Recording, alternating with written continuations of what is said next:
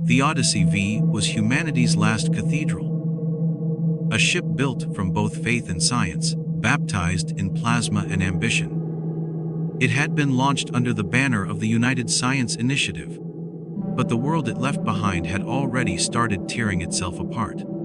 As the ship drifted beyond Neptune's shadow, 7 scientists stared into a void filled with both creation and extinction. Dr. Elena Vargas, astrophysicist and mission commander, stood before the observation window, her reflection barely visible against the cosmic black. Her eyes shimmered with the pale light of distant stars, the way a believer looks at stained glass. She devoted her life to the search for truth, and now she was close enough to touch it. Beside her forded Dr. Rahim Adebayo, a quantum linguist, his dark curls tied back, voice low as he whispered over the console. "The pattern's still consistent, Captain. We're 30 hours from the signal's origin point. Still at Sector Theta 9. Elena asked, voice barely audible over the ship's hum. "Yes. But something's changed. It's not just broadcasting anymore. It's listening." A silence heavier than vacuum filled the room. The Odyssey's lab bay was a cathedral of glowing screens and instruments, each pulsing with faint blue light. Dr. Liwei, xenobiologist, leaned against the console, staring at the spectrograph of the signal. "Every time we try to record it," she said, "the data reconfigures itself. It's adaptive." "You mean it's reacting to us?" Elena asked. "Not reacting," Rahim corrected, "mirroring. Like it's repeating back what we send, only cleaner. Like it's refining our own thoughts." Dr. Kieran Holt, the mission's engineer and self-professed atheist, let out a humorless laugh. "So the universe is now correcting our grammar. Maybe it's the first polite alien we've ever met." No one smiled. The signal was coming from a void between galaxies, an area where even background radiation ceased, a mathematical dead zone. It was impossible, yet it existed. Elena watched the patterns scrolling across the glass. Geometric, recursive, breathtaking in precision. She whispered under her breath, "In the beginning was the Word." Kieran turned to her. "You're not saying this is divine, are you?" She didn't answer, because she couldn't. The Odyssey approached the anomaly. Outside the hole, space shimmered, not with light, but with absence. It was like the stars themselves were bending away from a central point. The crew prepared a transmission, a mathematical greeting encoded in hydrogen frequency, the universal language of existence. When they sent it, nothing happened. Then, after precisely 3.1 seconds, the signal pulsed again. Only this time, it contained their own message, a perfectly reversed, overlaid with a second, haunting tone, a human voice, whispering in dozens of languages at once. "You were not the first to speak." Elena's hands trembled. "Playback confirmation." Rahim's face was drained of color. "It's not playback. The voice, it's mine." He hit the console again, and the voice repeated, clearer now, echoing like a memory. "You were not the first to speak." The air inside the ship grew thick.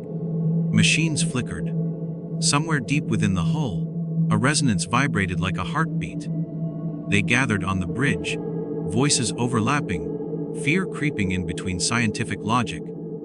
"Could be a signal bleed," Kieran muttered. "Reflection from our own systems." "Reflection doesn't rewrite your voiceprint," Lee said.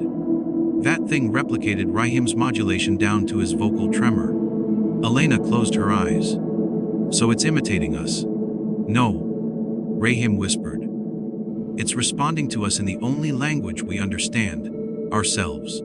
As the hours passed, the ship's AI, ARCHIV, began to stutter. Its usual calm voice broke into static mid-sentence, spitting fragments of data that looked like prayers. "Elena, they are inside equations, have faces." She froze. "Arg reduce. Gods are watching." The lights dimmed. A metallic creak echoed through the corridors. Kieran slammed his hand on the terminal. "It's malfunctioning." Butley's voice shook.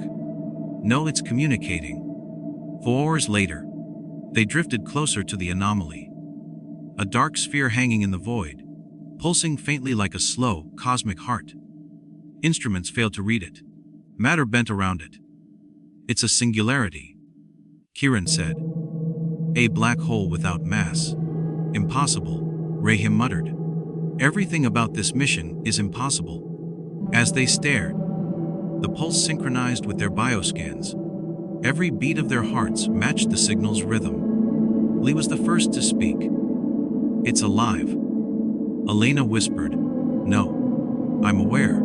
They launched a probe. As it crossed the event horizon, the telemetry screamed in feedback loops. Images flashed across the screen, not cosmic dust or radiation, but faces, billions of them, human and alien, all whispering in chorus.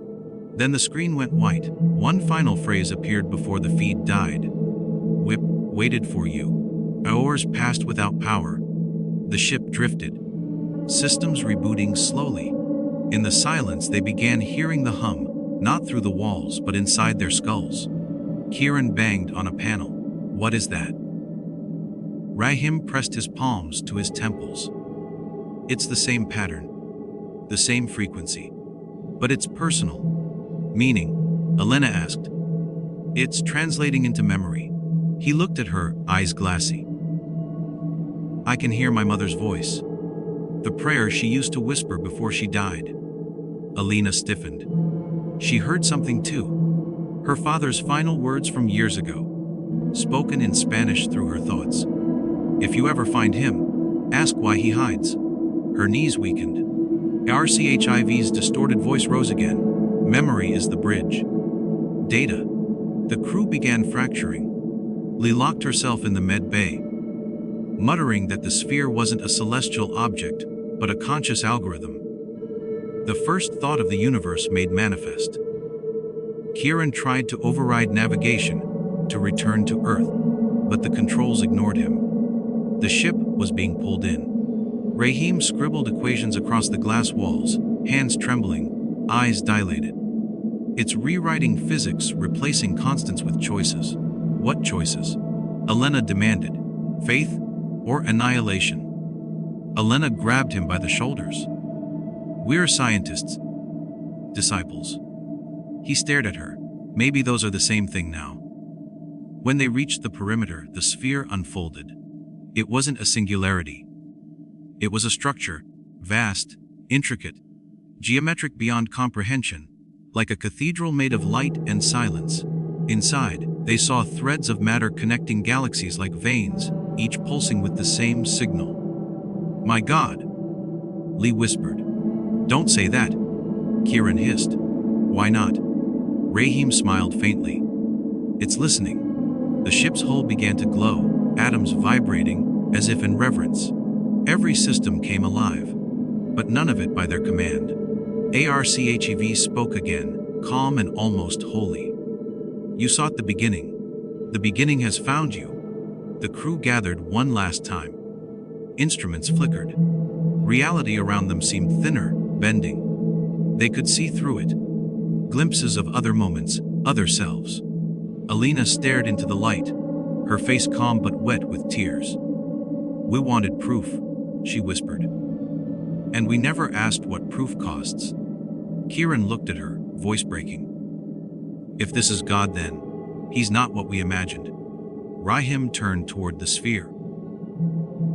"Maybe he's not what he imagined either." The ship drifted closer, pulled into the luminous structure. Their heartbeats synchronized once more with the pulse. ARCHIV's final transmission echoed through the shippy. All equations resolved to zero. All zeros resolved to one. Then the light consumed them. 6 months later, Earth received a transmission. A single continuous stream of data emanating from deep space. It was the Odyssey V's beacon, reactivated. Inside the transmission were coordinates, untraceable, and a single phrase in every human language known. "We found God. He remembers you."